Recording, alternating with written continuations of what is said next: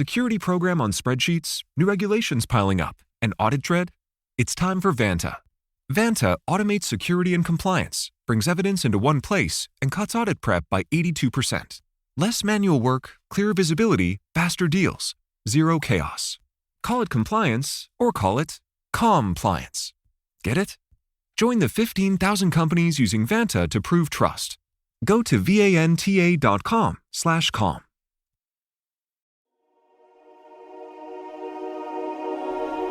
Hello everyone, and welcome to another episode of Inside Out Smile.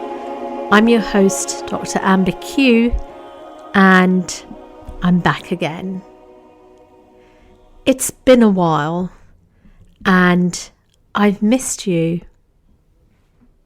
I'm just letting that moment soak in, reconnecting with you. And during my absence, the world has changed. The world has changed in such a tremendous way that I think many are shocked. And that uncertainty is going to continue for some time. Who knows? Is it going to get better? Or is it going to get worse? I think the collective mood generally is there is a lot of uncertainty, overwhelm, and also digital noise. And that's for those of us who are lucky. And I've been thinking about today's topic because there's so many things that I want to say, as always. But what I'd like to start with really is when I think back, I remember, I've been speaking about inner skills for so many years. It's something that's concerned me since I was a child. And years ago, people used to think it was a nice thing to have. If you're a nice person, that's how you are. And I think some people considered it a weakness. But that's where it was. It was on one end of the spectrum. Then with years of research and emotional intelligence becoming popular, it sort of moved across that spectrum towards the middle, probably, I'd say, where it was kind of, hey, the best leaders utilize emotional intelligence and empathy and a variety of other soft skills.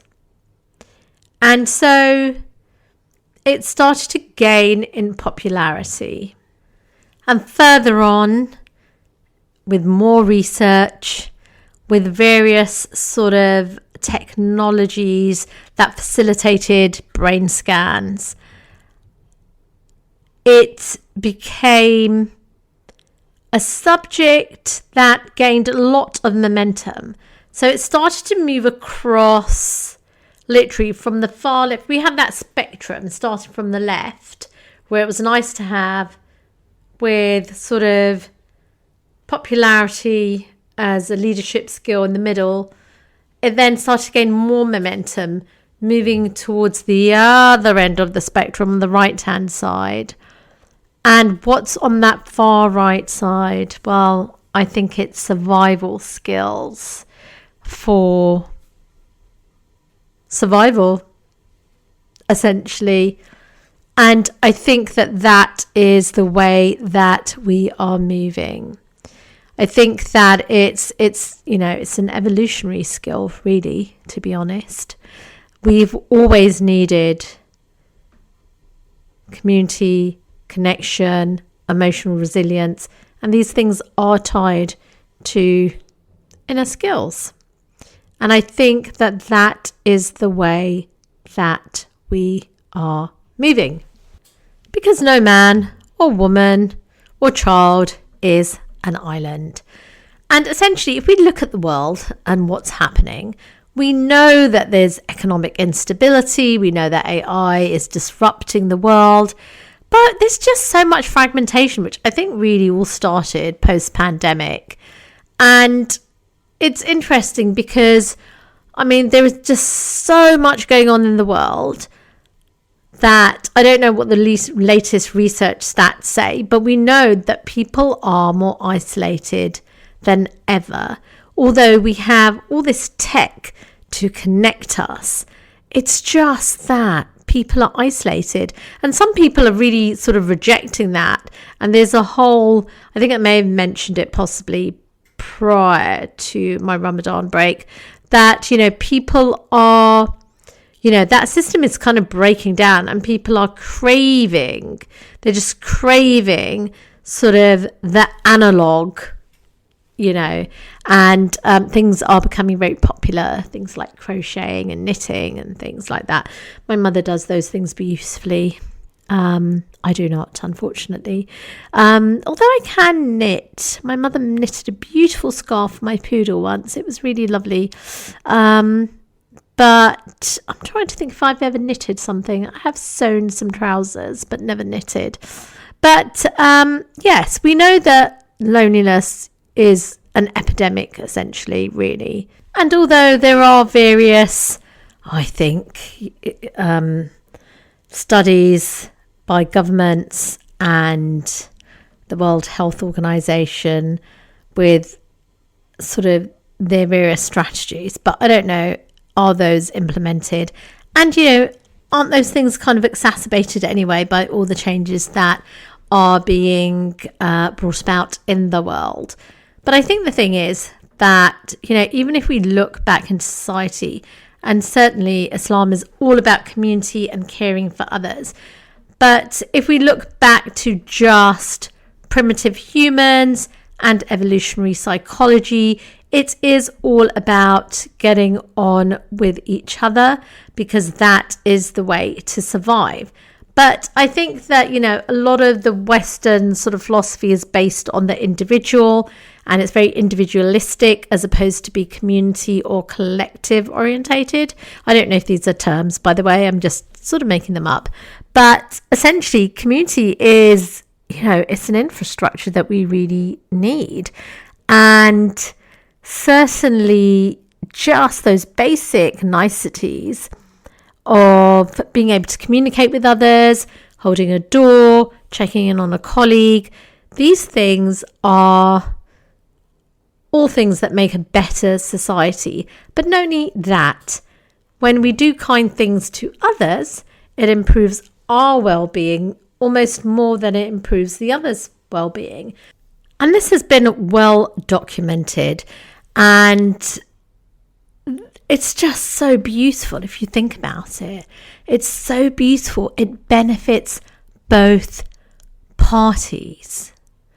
And I feel that, I don't know, you know, there is this whole thing about curated communities. And I think it's great if something starts off online, because that can really open you up to so many different people that you wouldn't meet locally, perhaps. But I think that genuine community is, you know, is really about showing up consistently. And I think you do need to go beyond that online interaction and, you know, meet people in real life. I think that that's really, because, you know, there have been people where I have met them online and then I've met them in real life. And I have to admit, these people were really authentic, but you really get a sense of the person when you meet them in real life, essentially. And even if you just go off the platform, and so for one person, I've met them virtually as opposed to in real life, but we're hoping to meet in real life. And for the other people, I met them in real life, and it was just lovely. They were just as delightful as they were sort of online. But they were all dog people. So this is the thing. Dog people, I would say, actually, let me put a caveat there. Doggy people, used to be lovely just because they were more sociable and just more warm and outgoing and loving. Having said that, now people use dogs and pets as, I don't know, as an emotional crutch. And it's so weird because you go out for a walk and people are on their phone while they're walking their dog. They're not paying attention to the dog. The dog may be behaving very badly. So you know it's just, just pay attention and spend time and bond with your pet when you're outdoors. So I don't know. So I think that really I've got to put a caveat on that with doggy people, because I think that doggy people have changed. Doggy people have changed. So I'm going to say that once more just because I feel like it. It's my podcast. I can say what I want. Doggy people have changed. And I think that, it's just, community needs to be kind of more intense, It's really about who can you call at, I don't know, a particular time, 1 a.m., 2 a.m., whatever. And I think that, that community, it doesn't need to be, because it can start off online, but it does need to have an aspect. So, for example, of real life, right? So, for example, if you do work online, but then you have team meetings, even if it's once a quarter or whatever. So it's all about, I think, embodying kind of belonging, psychological safety, and then obviously if you're at work, culture, etc., things like that. But also what I would like to say is that, I almost want to say kindness is, I've said it's a survival skill, and that is what I believe. But you've got sort of that on the one hand, and then kindness as a strategy. But I think, when I say strategy as a strategy of survival, not as kind of a calculated kind of strategy, because I feel that there are people that are, and I know these people, I know some of these people, where you come across them and they are kind as part of a strategy. And that strategy is, hey, I may need you in the future for a favor. I've had favors from you before and I want to continue having favors from you. So I'm going to be kind. And so there's a very utilitarian aspect to it. I find that quite, I don't want to use the word manipulative, but I just think that's not coming from a pure heart. Not that I can judge others, but I'm just saying that you can sense it's inauthentic, right? So kindness and caring for others, that needs to be from, it needs to just be, I don't know, sincere. I think that's the word I'm looking for. Sincere. A sincere endeavor for the well-being of another, not for an exchange for yourself, either immediately or in the future. And I think there is a lot of that as well. But I think, we can cultivate, maybe some people aren't aware that they do that. And it could be the way they've been brought up, or just the things that they've come across in their life. Maybe they don't really realize. So I think it's really good to find out who nourishes you, who actually nourishes you. Look at your own social web and the people that you know, and seeing if those people have a positive or a negative effect on you. Do they drain you, or do they nourish and sustain you? Or, I guess that's it. Is it just transactional, or is it, and that transaction doesn't need to be immediate. So yes, what does that, and sometimes you don't know.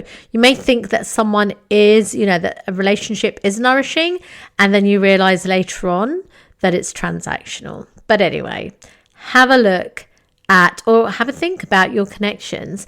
And then I guess the thing is, I don't know, just do something nice for the community and for yourself.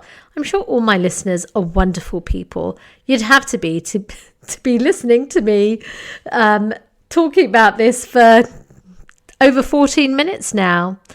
And so I just feel that it really is becoming a soft skills, or rather inner skills. I like to call them inner skills. And I think the reason I think of them as inner skills as opposed to soft skills is because it has to come from that sincere heart, that wants good for others.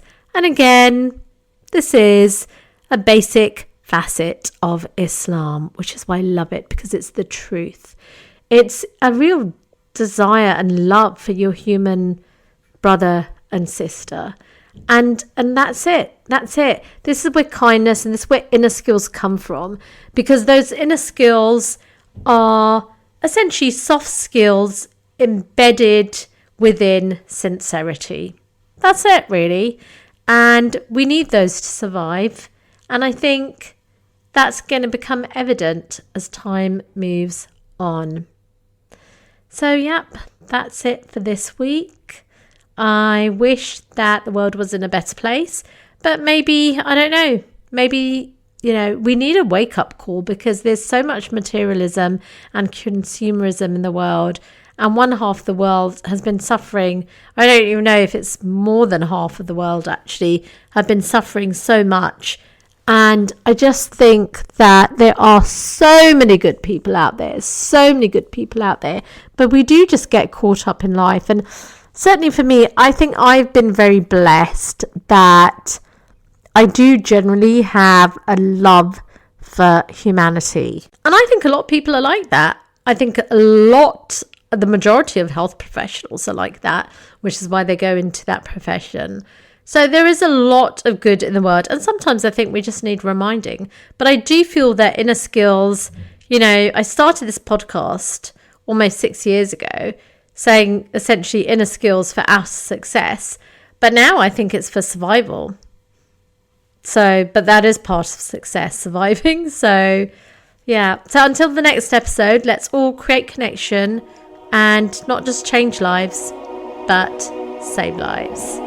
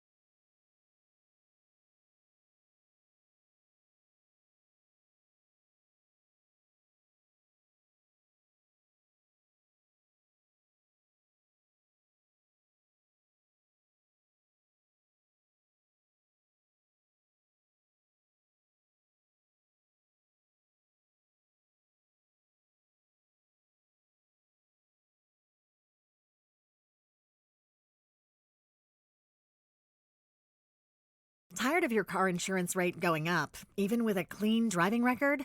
You're not alone. That's why there's Jerry, your proactive insurance assistant. Jerry compares rates side by side from over 50 top insurers and helps you switch with ease.